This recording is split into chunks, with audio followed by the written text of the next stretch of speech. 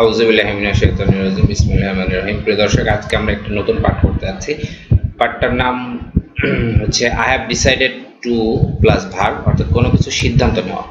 বাংলাটা হচ্ছে কোনো কিছু সিদ্ধান্ত নেওয়া। যখন আমরা কোনো কিছু সিদ্ধান্ত নিই প্রেজেন্ট পারফেক্ট টেন্সে, তখন আমরা এই স্ট্রাকচারটা ব্যবহার করে থাকি I have decided two plus verb. এবং আমরা যদি এই উদাহরণটা দেখি তাহলে দেখবো যে প্রথমে আমরা যেটা লিখেছিলাম সেটা হচ্ছে যে আমি ইংরেজি শেখার সিদ্ধান্ত নিয়েছি। তাহলে শুরুতেই হচ্ছে যে কোনো কিছু সিদ্ধান্ত নিয়েছি, দ্যাট ইজ আমরা ওই চিন্তাটা করলে আমাদের প্রথমে লিখতে হবে যে আই হ্যাভ ডিসাইডেড টু, এরপর হচ্ছে ইংরেজি শেখা। ইংরেজি শেখার ইংরেজি হলো লার্ন ইংলিশ, অর্থাৎ I have decided to learn English, আমি ইংরেজি শেখার সিদ্ধান্ত নিয়েছি।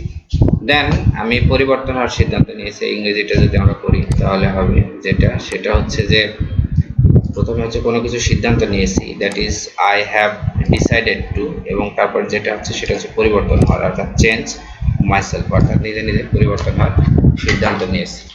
দেন আমরা যেটা করতে পারবো সেটা হচ্ছে যে আমি কঠোর পরিশ্রম করার সিদ্ধান্ত নিয়েছি। তাহলে কঠোর পরিশ্রম করার সিদ্ধান্ত নিয়েছি, এটা ইংরেজি যদি আমরা করি তাহলে প্রথমে যেটা আমাদের করতে হবে সেটা হচ্ছে যে আমি সিদ্ধান্ত নিয়েছি, অর্থাৎ আই হ্যাভ ডিসাইডেড, আমি সিদ্ধান্ত নিয়েছি। এরপর হচ্ছে কঠোর পরিশ্রম করা, এবং কঠোর পরিশ্রম করার ইংরেজি হলো টু ওয়ার্ক হার্ড। তাহলে I have decided to work hard. Then আমি তাকে অনুপ্রাণিত করার সিদ্ধান্ত নিয়েছি। এই ইংরেজিটা যদি আমরা করি তাহলে হবে যে আই হ্যাভ ডিসাইডেড টু, অর্থাৎ একদম গতানুগতিক যেটা আই হ্যাভ ডিসাইডেড টু, এরপরে হচ্ছে অনুপ্রাণিত করার ইংরেজি হলো মোটিভেট। তাহলে আমরা বলতে পারি মোটিভেট, আর তাকে যেহেতু তাহলে হিম, তাহলে I have decided to motivate him.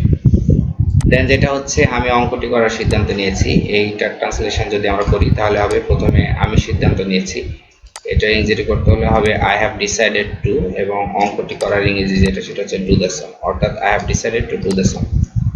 Then last যেটা আমি বিদ্যালয়ে যাওয়ার সিদ্ধান্ত নিয়েছি, এবং সেটার ট্রান্সলেশন যদি আমরা করতে চাই তাহলে খুব সহজে বলা যাবে যে খুবই গতানুগতিক, অর্থাৎ আমি সিদ্ধান্ত নিয়েছি, সেটা ইংরেজি যদি আমরা করি তাহলে হবে আই হ্যাভ ডিসাইডেড টু, আর হচ্ছে বিদ্যালয় যাওয়ার ইংরেজি হলো গো টু স্কুল।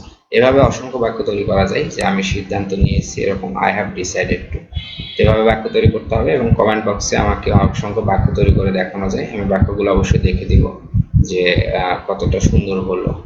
তো এটাই ছিল আজকের আমাদের পার্ট। এই পার্টটি যদি ভালো লেগে থাকে তাহলে অবশ্যই লাইক, কমেন্ট এবং শেয়ার করে আমার চ্যানেলের সাথে থাকতে হবে, এবং সবাইকে অসংখ্য ধন্যবাদ জানিয়ে আজকের মতো এই পার্ট থেকে এখানে বিদায় নিচ্ছি। আল্লাহ হাফেজ।